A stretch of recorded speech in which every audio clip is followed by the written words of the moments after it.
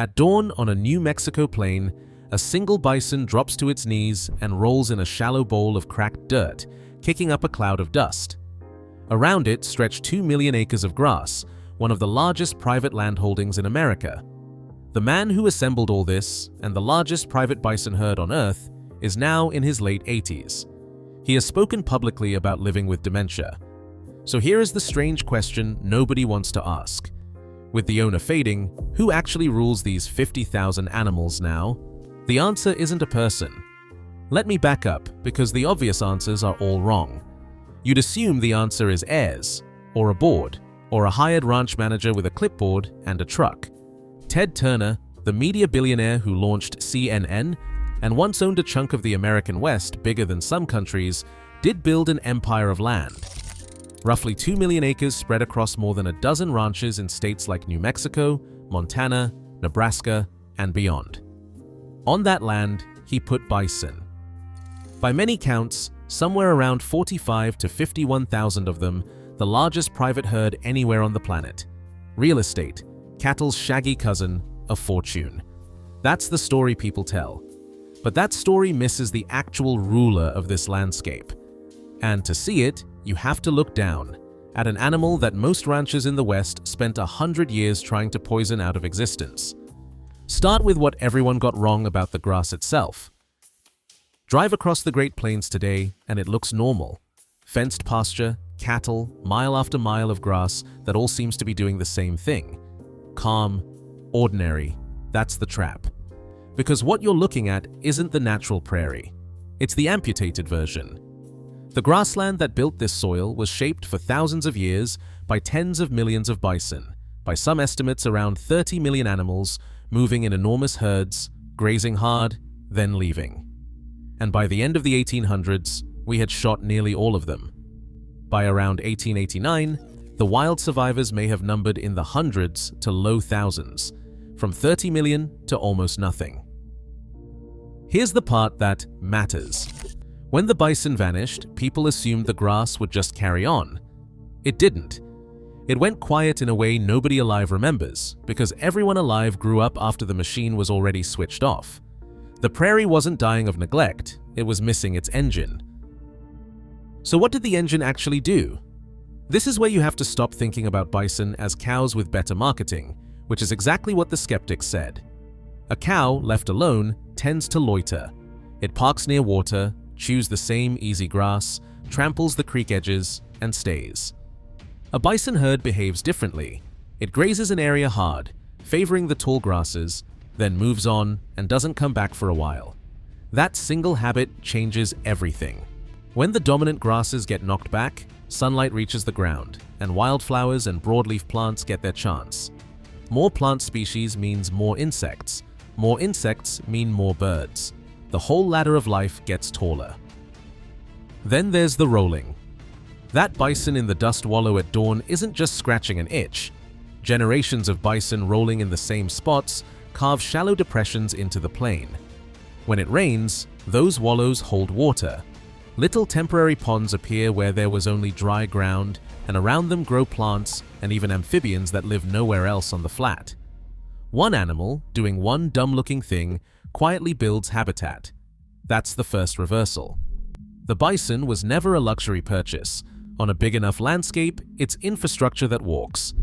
But this is still only half the story, and honestly, the less surprising half.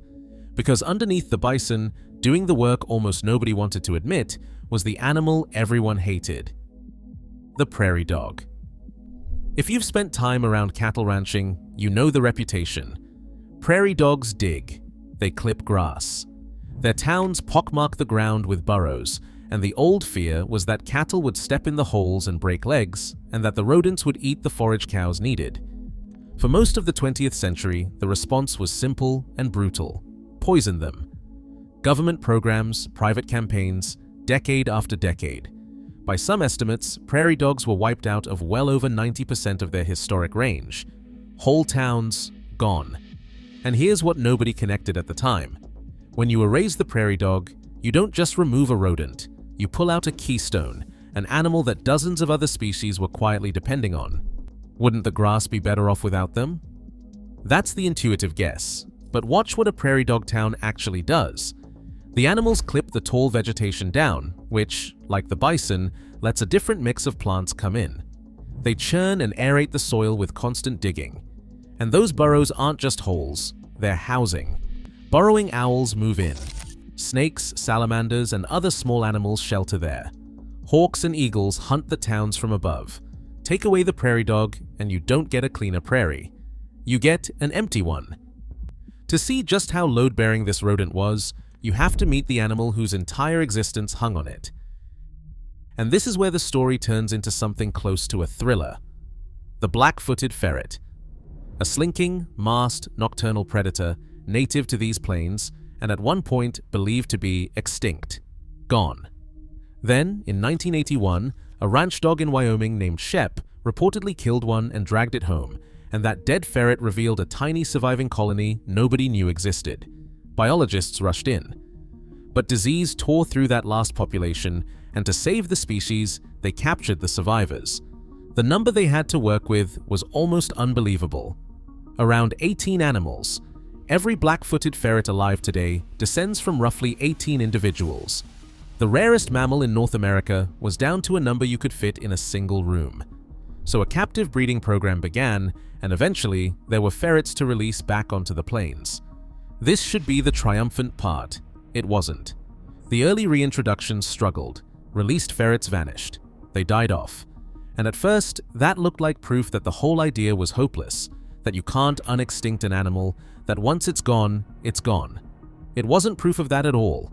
It was pointing at the bottleneck, because the black-footed ferret is almost absurdly specialized. It doesn't just occasionally eat prairie dogs. Prairie dogs are around 90% of its diet. And it doesn't just hunt them, it lives in their burrows, raises its young in their tunnels, uses the whole town as its world. No prairie dog town, no ferret. Full stop. Now sit with the trap that creates. To bring back the rarest mammal on the continent, you need large, healthy prairie dog colonies. But we had spent 100 years poisoning prairie dogs specifically because we decided they were vermin. The single thing the ferret cannot live without was the exact thing an entire culture of land management had been trying to erase. To save the animal everyone wanted, they first had to protect the animal everyone hated. That's the hidden bottleneck. And it's why this isn't a story about one billionaire's hobby. It's a story about leverage, about one man having enough land and enough stubbornness to do the thing the rest of the West refused to do. Turner and the scientists working with his conservation efforts, including the Turner Endangered Species Fund, made a bet that ran against a century of ranching instinct. Instead of poisoning the prairie dogs, protect them. Instead of squeezing every dollar out of cattle, run bison and let the land behave like the ecosystem it used to be. On a place like the Vermejo Ranch in New Mexico, that meant tolerating the rodent, giving the colonies room, and then reintroducing ferrets on top of them.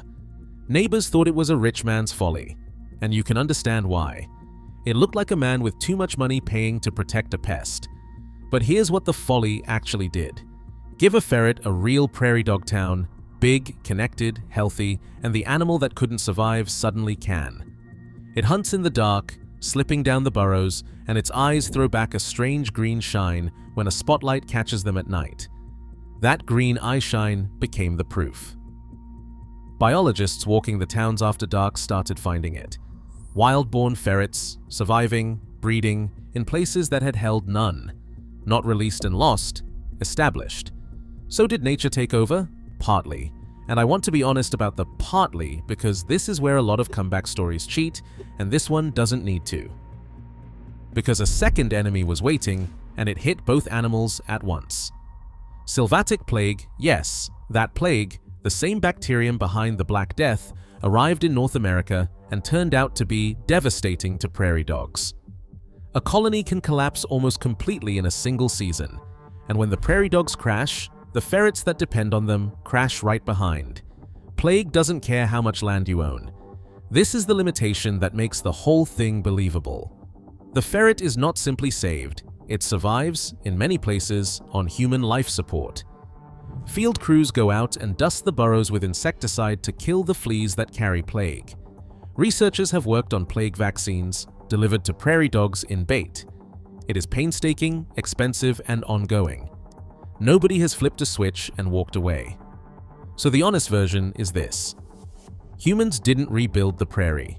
They removed the bottleneck, the poisoning, the missing herd, and then kept fighting a disease at the edges while the animals did the rest. And the rest is bigger than it sounds. This is where the numbers stop looking small. You don't have to take Turner's ranches on faith, because the same mechanism shows up somewhere completely independent. At the Konza Prairie in Kansas, run as a long-term research site by Kansas State University, scientists did the controlled experiment that a private ranch never could. They brought bison back to some prairie and measured year after year for decades. The finding, published by researchers including Zach Ratajczak, was striking. Plant diversity on the bison grazed grassland climbed dramatically, reported on the order of an 80-something% increase in native plant richness over roughly 3 decades, far outpacing ungrazed land. And that diversity made the prairie more resilient. When extreme drought hit, the grazed, diverse grassland held together better than the simplified version. Read that again. A different state, a university experiment, no billionaire. Same answer. Bison don't just decorate a prairie, they measurably rebuild it. That's the outside confirmation. The mechanism isn't Turner's opinion, it's a pattern. And the pattern is spreading. Ferret reintroduction isn't a single ranch anymore. It runs through a whole network of sites across the West, on tribal lands, public lands, and private ones, coordinated with federal wildlife agencies. Bison, too, are being returned by tribes and conservation groups, reclaiming an animal that was central to their nations long before it was a rich man's herd. The idea that once got a man mocked by his neighbors has quietly become mainstream restoration science. Now, the bonus twist, the part nobody promised at the start. The bison in this story didn't just help the land, they helped pay for themselves. Turner co-founded a restaurant chain, Ted's Montana Grill, that put bison burgers on the menu. Building a market for bison meat gave the animal an economic reason to exist at scale. Sit with that contradiction for a second. Part of what funded the largest private bison herd on Earth, the herd rebuilding the prairie, was people ordering bison for dinner. Eating the animal helped save it. That's not a clean fairy tale, it's stranger and more real than one. So we come back to the question in the title. With the owner in his 80s and stepping back from the empire he built, who rules these 50,000 bison now? Not an heir, not a manager, not a corporation. The herd rules the herd. The bison graze and move and roll, and the grass answers. The prairie dogs dig, and the burrows fill with owls and ferrets.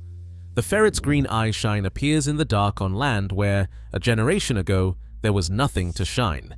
The animals are running the place, exactly the way they ran it for thousands of years before we interrupted. Turner's real achievement wasn't owning them, it was getting out of the way and letting them go back to work. But don't mistake that for magic, because it isn't, and pretending otherwise would be a lie. This worked because of specific conditions almost nobody else can stack up. It needed enormous, connected land, bison on a small parcel just act like cattle again. The ecosystem magic only appears at scale. It needed a willingness to protect a hated rodent instead of poisoning it. It needed relentless, unglamorous plague control to keep the ferrets alive. And it needed a private fortune to absorb the cost of doing all of that for decades with no profit motive attached. Take any one of those away and the story likely stalls. That's the sober truth under the triumph. The prairie came back, not because someone overpowered nature, but because someone with rare resources finally stopped fighting the parts of it that still knew what to do, and then paid, every single year, to hold the line against a plague that never quits. So picture that plane at dawn one more time. The bison heaves back onto its feet in the wallow it just deepened, shakes off a fog of dust, and walks on. Behind it, rain will pool in that hollow. A prairie dog will clip the grass nearby. An owl will drop into a borrowed burrow. And somewhere in the dark, 2 green points of light will move low across the ground. An animal that was down to 18, hunting a rodent we tried to erase. On land, a dying man handed back to its true owners. For 100 years, we treated the bison as a trophy and the prairie dog as a pest. The land had been using both of them as staff. And the moment we stopped firing the workers, the prairie remembered how to run itself. If you like the ones where the cheapest, most hated answer turns out to be the one holding everything up, there are more of these stories, and the next one's already waiting.